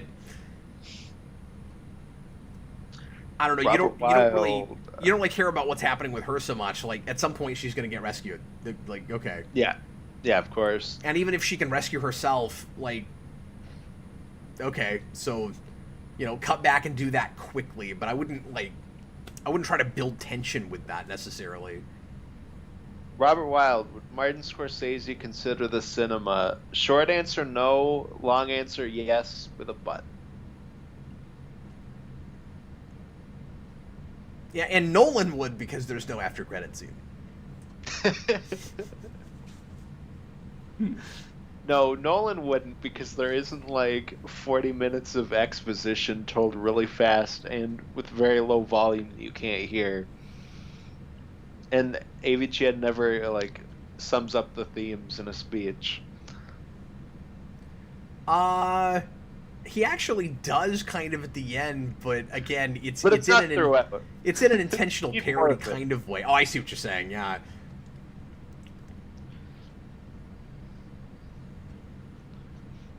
Need more speechifying.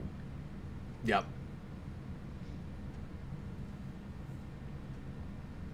Unknown passengers here. Crap, I'm late again. I read that wrong. I thought it said Cap, I'm late. He wanted to make sure that I knew that he was late.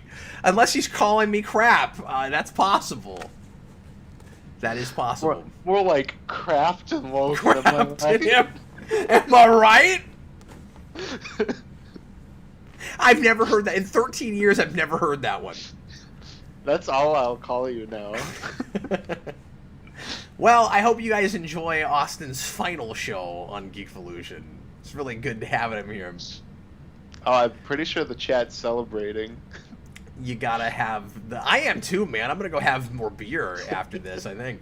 I think we got a TOS door sound effect when that opened. Oh, probably. I didn't notice it. Maybe I just hear those everywhere now, but I think they did that. I really like that he's like, oh, I can't nuke these people. I'll nuke Mount Fuji. Yeah, like, obviously getting Death Moxus out is really contrived, but I just like it knows it, and it's in a really fun way. Like, yeah. The reason all this, most of this stuff works for me fine is because it knows it's breaking rules and it doesn't care, and or it cares enough to be consistent about it. Mm-hmm. And so that's nice.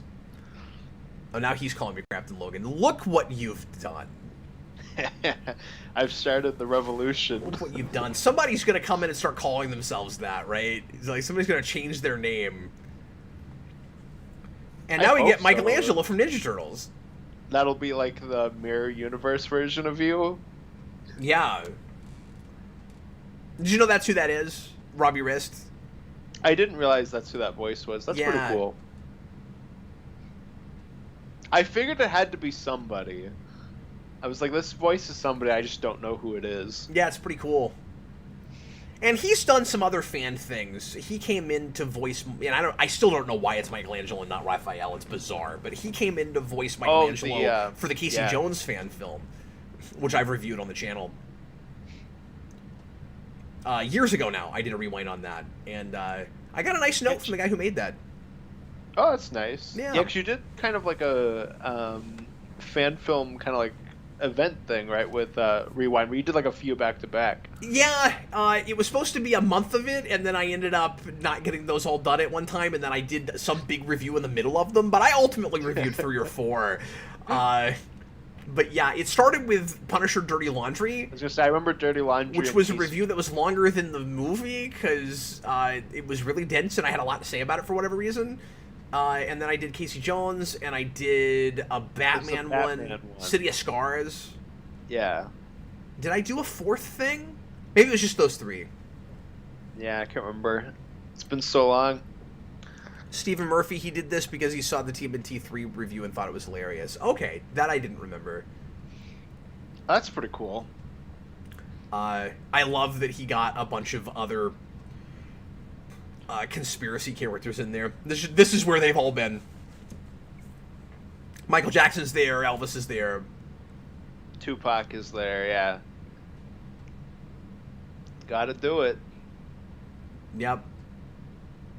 And they're on a set of the moon, of course. So that's also where they shot the moon landing, because it looks so convincing. I love the absurdity of all that. It's great. Stanley Kubrick directed that scene, if you didn't know that.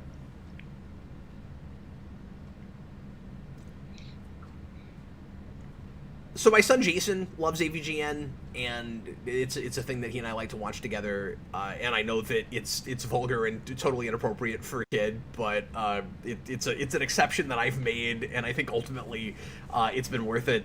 He has seen this movie probably 2 or 3 times now. He loves it.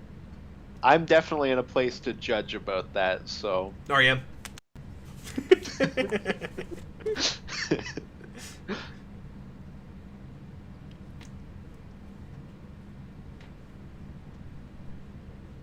I hope James Rolfe, like me, just judging by this movie, also yells nice shooting text on a daily basis. Well, and of course, he had a partner on this script who's done some other projects with him that he went to college with, I think. And so it's hard to know what writing is Rolfe's and what writing is his. Oh, for sure. And they co-plotted this. That's just the thing I say like every day, though. Where I just said that as an aside. Wow, wow. You reminded me of a point I wanted to make. I'm going to let you guys in on my commentary strategies.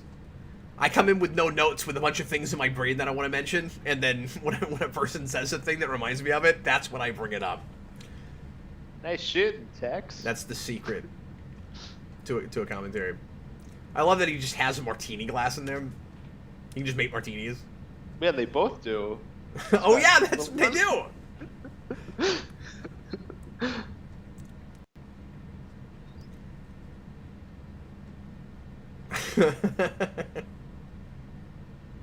They had to make different versions of the puppet for different kinds of scenes. That makes sense, yeah. For that kind of thing, that's typically what they did for that. Or what you do for that.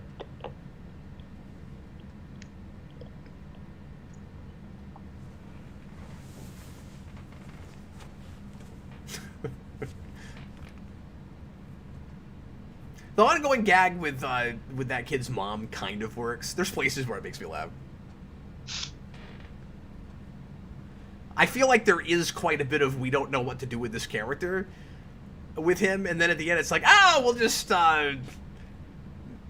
make him fall in love with the lead girl, because you won't expect that, because AVGN's been saying nerds before birds the whole movie, so he can't get with her.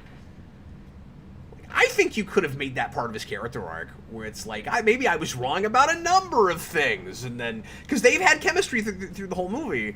But I also don't hate because I get the other side of that too. I also don't hate the idea of making AVGN just kind of sexless.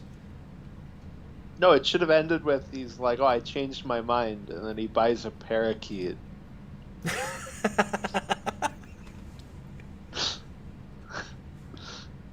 Robert Wilde, The Shining is Stanley Kubrick's admission to faking the moon landing, according to conspiracy theorists. I've never heard that. That is true. Have you never seen, Wow. It's called like Room 237, the documentary about... No, but I didn't realize that was in there. I know about that documentary, but I didn't know that that was a premise in it. What? That movie is insane. I've heard that. I think Eric saw that and told me about it. Oh my god, some of the stuff people come up with in that documentary is like, whoa. Austin, I'm gonna give you a challenge. Yes. Are you ready? You're not gonna agree to do this. I want you to put together a Death Moxis costume and wear it at a convention. That's what I want to see. Okay. Do it. I'm gonna have to study that. I don't know what any of that is. What random things they garbled together. Stephen Murphy, the nerd does remain in character to the show. Oh yes, absolutely. And yeah, I just think that some of the choices in what the world is and what he is in it is a little counterintuitive. It ultimately works out just fine for me, but I do get why that's some of the disappointment that a lot of fans had.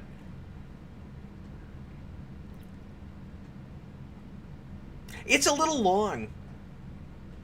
Yeah, I was shocked it was 2 hours when I went back to it yesterday. Yeah. And it's weird, like, usually I'd have the opposite thing with a B-movie level type thing like this is, where usually this kind of thing, when you talk over it or you watch it with people, it goes faster.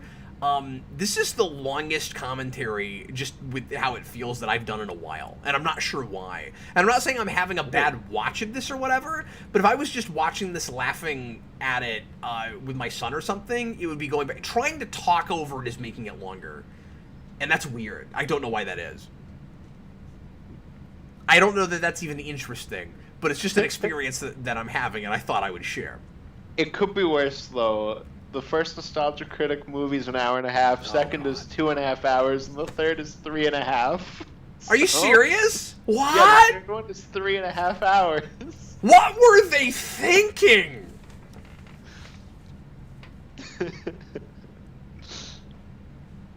Yes. Wow.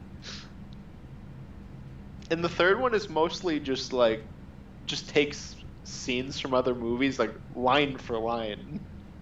And just what's supposed to be funny about it is that it's like internet personalities in the roles.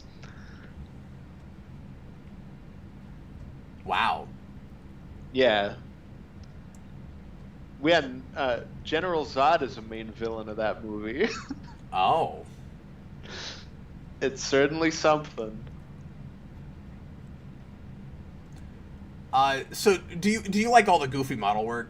Because I do. I think it's really fun. It's great. This is I think this like jumps up the movie in quality, like in terms of production, quite a bit. Just because there's like a lot of love put into this stuff. Yeah, I thought you were gonna say because they're not attempting bad CG.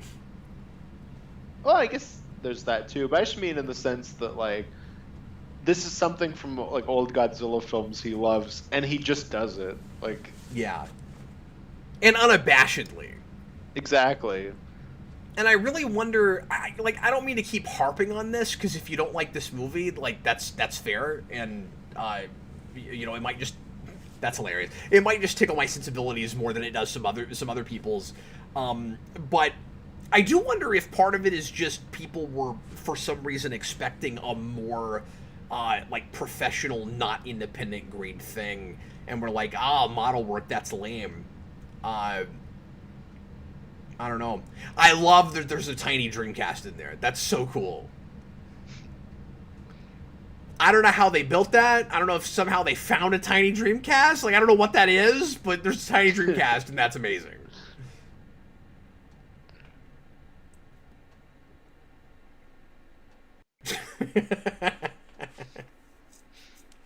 That's so good.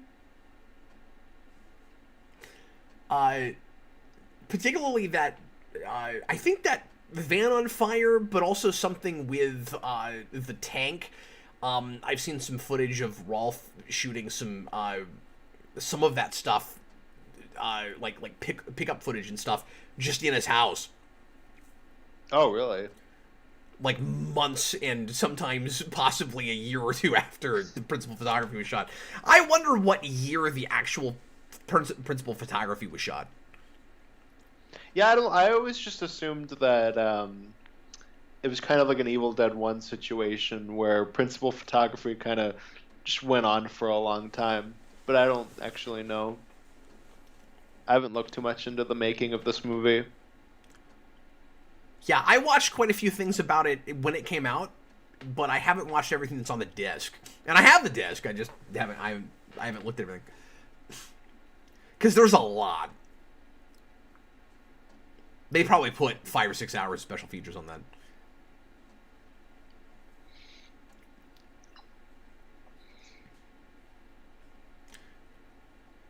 Another scene where we're shooting faces really close because we don't actually have a background. We have nothing here. To the point where I'm going to assume that marriage wouldn't actually have been legally binding because I can't be sure that there was anybody else in that room except for the priest. Or I mean, except for that wasn't not a priest. Whoever was officiating. But, like, were there any witnesses? I don't know. Yeah, the camera. We witnessed it. Oh, I see. He's At gonna the end land of the plane. day, marriage, just the friends we made along the way. And he doesn't land the plane. And then, of course, you gotta have the Top Gun shot.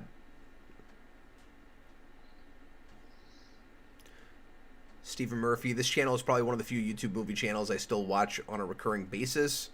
And I guess adding DJ 2 in there. Oh, thanks, man. Shut up, unknown passenger. Crap, comma. What do you think of Nostalgia Critic? Man, that's not my name. I'm done. I'm going home. I'm at home. Everybody stop bullying Cap. I'm leaving my desk. Sitting here trying to make a nice, fun commentary for you people, and you call me crap. That's what AVGN would say. I don't have to put up with this. I've never cared for Nostalgia Critic. I've seen a very small handful of things. Honestly, Doug Walker is a guy that I think is better when he's just talking and speaking his mind. Like, I think he has some decent ideas about movies, and they're shit pickle. And bullshit man at the same time. I forgot about that. But anyway. And then when it starts to get staticky, it flickers to the Gritch Gremlin. Yes, which is great. Mm-hmm. I don't understand what's happening, but it's great. Anyway, were they playing roulette outside? I don't even understand what's happening. Wait, why was that the background? What? I never noticed that before. That was ridiculous. That was almost a bridge too far. But anyway. Oh, here it comes. It's so good. That's great. I forgot about it last You gotta night when I have watched that. it. It's so good. Anyway, Nostalgia Critic. So, years ago, obviously now, when Rises came out, Nostalgia Critic did a off-the-cuff, unedited, just what I thought about this movie kind of video. And I was like, oh, he's like a real guy with thoughts in his head. And I've just never thought his writing was very good. A lot of just cheap gags. He's the next Spielberg. A lot of cheap gags that aren't funny, and kind of get in the way of the actual content in his reviews. And Rolf, I just always thought was a better writer, and I mean, I hate comparing them, but we're here and this is what we're watching, and you asked about Nostalgia Critic, so I don't know how to not do that. But, like, I feel like Rolf plays to his strengths. Like, Nostalgia Critic is a decent, I think, from what little I've watched. People have told me I'm wrong about this, but I just haven't watched a lot. From my limited experience with Doug Walker, it seems like he is a decent reviewer and not a very good comedian. And Rolf is a really good comedian, written, and he is and he's good at that kind of filmmaking. And he's not really a reviewer, so he's playing to his strengths. Like, he doesn't do real serious like analysis on film. He's gotten better over the years at it, certainly, but initially what was fun about his stuff was just, here's a thing that's awful, I'm going to show you how awful it is, and his stuff kind of wrote itself. And Nostalgia Critic would really kind of force the entertainment value. And I think if he would have just reviewed in the first place, he would have been better at that. But he wouldn't have gotten famous. That's the thing. Because he would have been kind of mediocre at that. I think he's mediocre at the thing that got him famous, though. And I think that he was kind of a right place, right time thing. The Bowser Jr. Shirt is great. Shut up, Doug. Stop screaming. I will meet you in the middle with that and say that Doug is both a bad comedian and critic. See, that's what everybody tells me. That's what everybody tells me. Nostalgia Critic, it makes me laugh that he was like a champion for fair use for so long, because his style, I think, by definition, kind of isn't fair use. He basically just plays like 80% of the movie and just will like have a dumb joke at the end of each scene. And yeah, there's not a lot of actual substance there. Like, that's not making something new. You're mostly just playing the movie. Like, he had a whole thing about how Tommy Wiseau was mad about his Room review. It was, of course he was. Like, you basically just played all the funny things about the Room in one video. Like... Yeah, and I think even if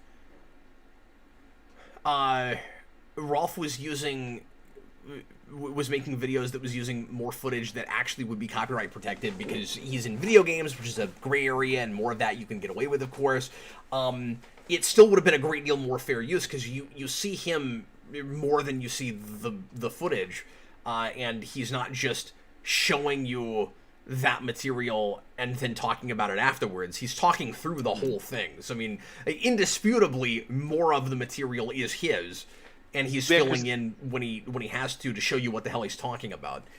The average Nostalgia Critic review, and granted, like, that kind of cemented a style of review. Like, there are a lot of people that do that too, which is your review is like 80% summary of what's happening in the movie, where you just play a scene and you explain, okay, this is how it's happening, or whatever. You fill in blanks of the footage you're not showing, and then like 15% jokes, and then at the very end you go, okay, that movie was pretty good, I guess, bye. I've always erred too hard on the other side, where I don't sometimes give enough summary, and people are like, I haven't seen that movie in 10 years. I don't remember what the heck you're talking about. And as Nikki T says, just watch the Nostalgia Critic The Wall review. Oh, really? Oh, yeah. That is kind of after the era where he stopped using clips and he just recreates the movie. And, boy, is it bad. Like, to the point where he does not understand that material at all. And this might sound really mean, and I don't mean it to, but the main thing that turned me off to him real early, when I first saw one or two of his videos and didn't really keep watching, is just some of the way he talks when he's reviewing. Where like he slurs his speech and doesn't enunciate real well, and that just kind of irks me, like trying to listen to a video. Yeah, I can see that. I liked Nostalgia Critic a lot when I was 13. Oh, really? Yeah, because I was 13 and I was like, oh, this is really funny. And then maybe like 3 years later, I was like, okay, I don't know what I was thinking.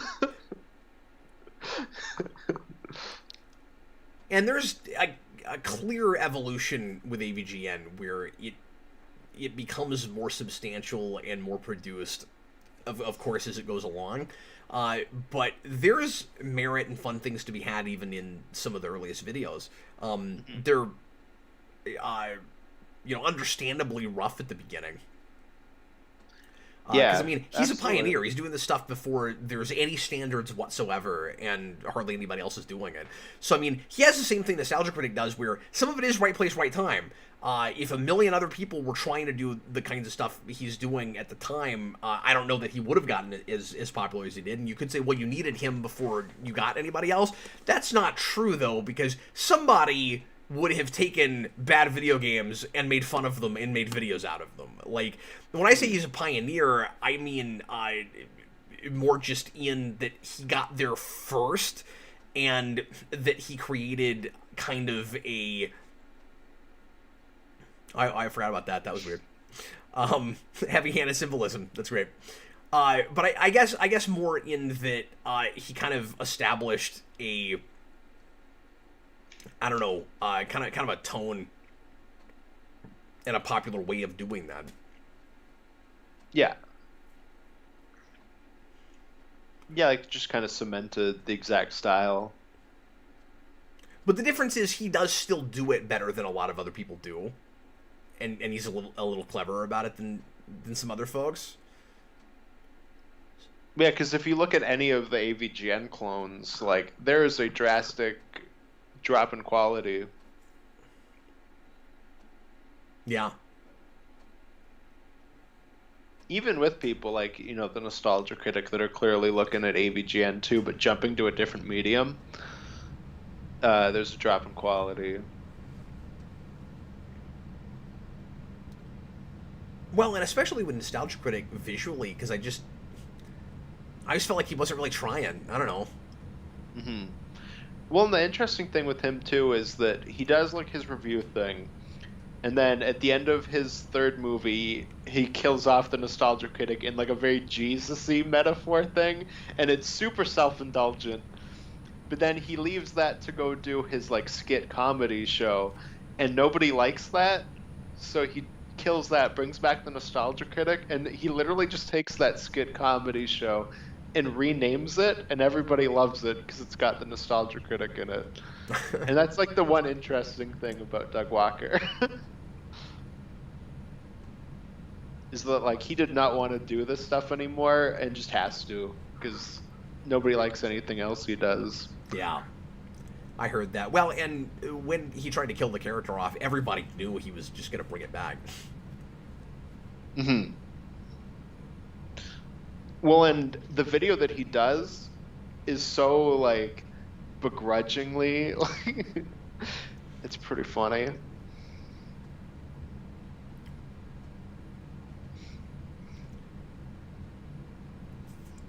Once you finally get to the ET review over the credits, it's funny, it's solid. Like, you kind of have to wait, you're kind of waiting the whole movie to get to it, and I'm glad that it's in the movie, because in the theater, you get to the credits, and I'm like, surely he's not gonna not do the review, right? Like, that'd be crazy, and then it's over the credits. And I'm of two minds about that, because it gives you, something fun to watch through the credits, but a part of me kind of wanted it to be, in the movie proper. And I guess it doesn't really matter, because it's not like an after credits thing, but...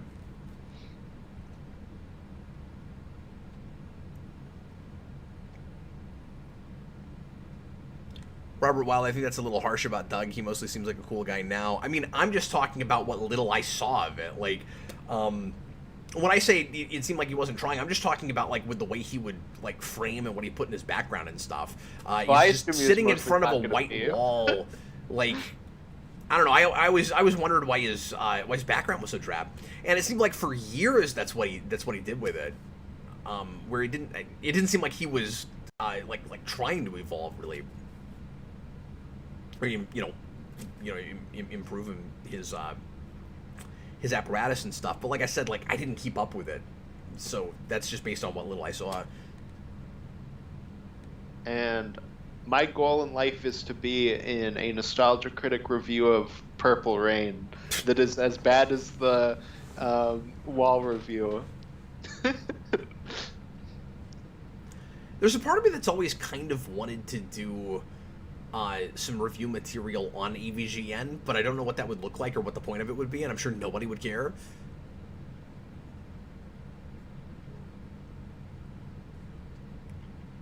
I'll review it. We can do season discussions. We will profusely thank the 12 people that will show up for that. Simpsons AVGN, yeah. You know what all the comments would be? Hurry up and get The Simpsons done. Why are you making this? No one cares.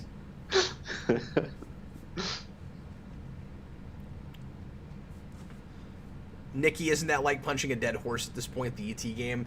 Yeah, and I think that's a lot of the reason that he was... that they said for a long time he was never going to review that. Although I wonder how far back it was. I'm telling everybody I'm not going to review it, but it's actually just because I'm making this movie. Because I can't remember how far back the script goes, but I know it's real early. It's like, I don't know, first draft of that might have been like 2009, 2010. I can't remember, but like it's early. Yeah, I remember it being like a really early thing. Oh, so Death Moaxis is not Mike Matei. But there was 3 different actors listed. Oh, okay. Oh, I wasn't looking at it. I should have. I just had a thought. I was like, oh, I should check to see who that is.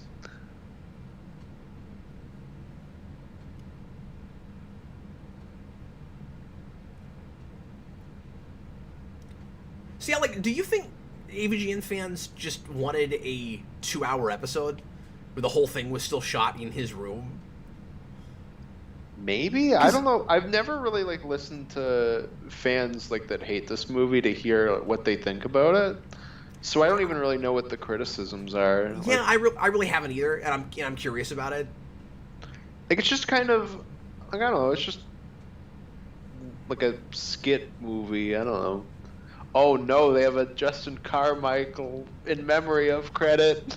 Oh no! You didn't notice that? No. That's sad. Uh-oh. That didn't age well.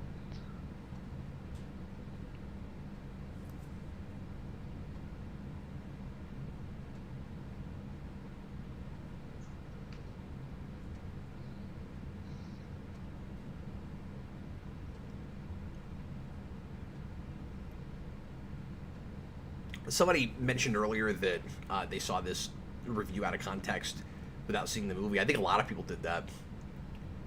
Yeah, I remember when he posted it, because I was like, oh, I should probably see the movie, and like, I just avoided it.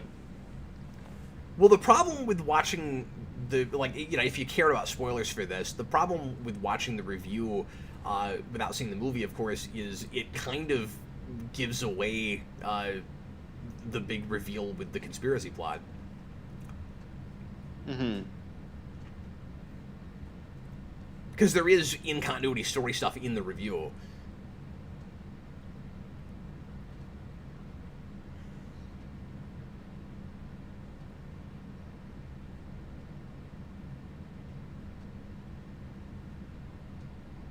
So Robert Wild's asking about Mike Matei leaving Cinemassacre and if anybody knows for sure what really happened.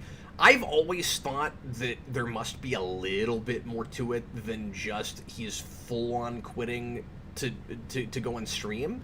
And they've, like, James Rolfe's had a lot of diplomatic language about it. I don't know that they necessarily had a falling out or anything. I don't think we'll ever know that.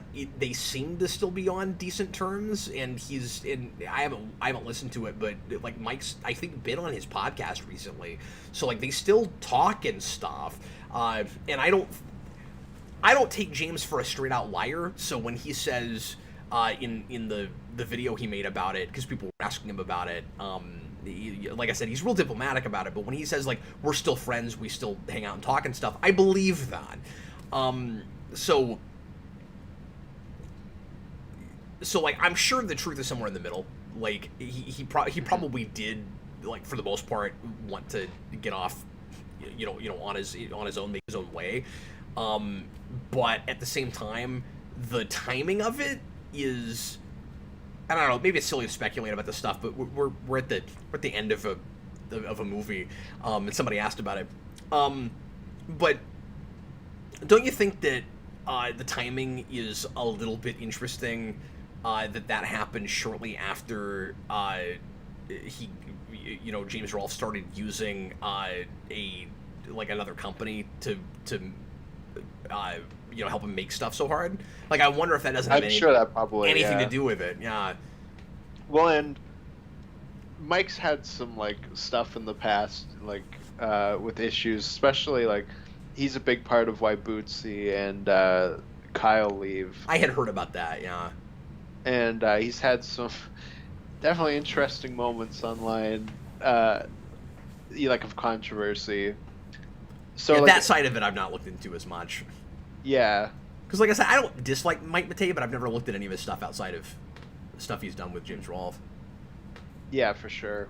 And I wasn't a big watcher of James and Mike Mondays or anything. I saw a few of those here and there, but... Yeah, I remember watching that quite a bit back in the day. I think it's hilarious that they made DVD releases of that. I have one of those. Do you really? Because it's just two guys sitting around playing video games and talking over. I don't know why I have that. Yeah. And they made DVD releases. I think that's hilarious. I have one of those and one of the AVGN like Blu-rays for both of those, and I kind of don't know why I have them because I can just watch it on YouTube. Unknown Passenger drama channels are the worst. Definitely one of them. I would put reaction videos and then drama, probably. But. Robert Wild, it's honestly none of my business. It bugs me that YouTubers are complaining and speculating about other YouTubers is trending so hard right now. Yeah, no, I'm with you on that.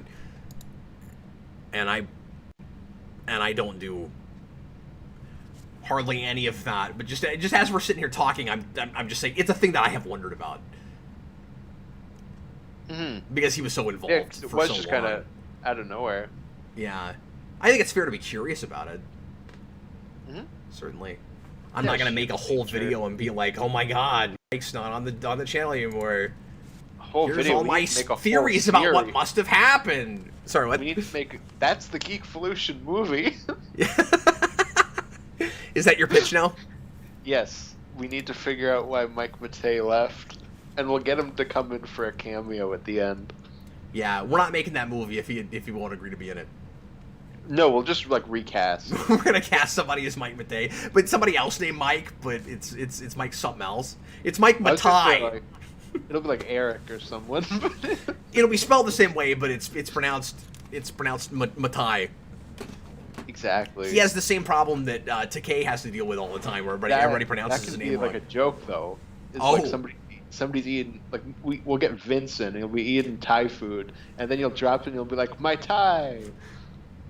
No, we'll cast Vince as Mike Matei. Yeah, perfect. Well, that'll be the twist. Nobody will know it's not the real Mike Matei. He looks just like him. And he'll be there throughout the entire movie, and you don't know that he's Mike until the end, and then it's like, whoa, we had Mike all along. That'll be quite the plot twist.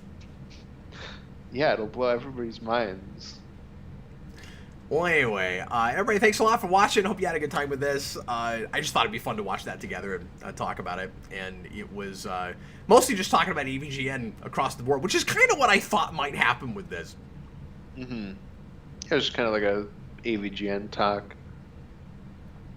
But anyway, we will see you again real shortly with more stuff here on Geekvolution. Thanks a bunch for watching and hanging out with us this evening. Austin and I have to go shoot another request video, so we're going to do that, and then that'll be up for you tomorrow. And Cap, next time we talk, yeah, there's going to be Clifford. Oh, God, no. So I let Austin pick the next live stream, and I should not have done that. Next week, we're going to do, I don't know why we're doing this. We're going to do a live commentary on the Clifford movie, which is coming out next week. And it's not just going to theater, it's also streaming, I think, on Paramount Plus, right? Yep. So We're doing that because it looks like nightmare fuel, and Austin really wants to see it. So, Hey, you sounded way more excited when I mentioned it. I was just trying to make you feel better, but no, I'm kind of playing it up right now. I think it'll be funny. You're I'm hoping so it'll be funny. But I have to play the role of why do I have to be here? Because if it ends up being no fun at all and we can't make that entertaining, I can still blame you. That's the reason.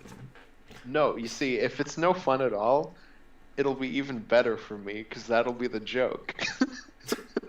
We wasted our time on it. He loves wasting my time. That's his favorite thing. Anyway, thanks again for being here, guys. We'll see you again next time. I was Captain Logan. This was The Day Goes! Bye, Captain Logan.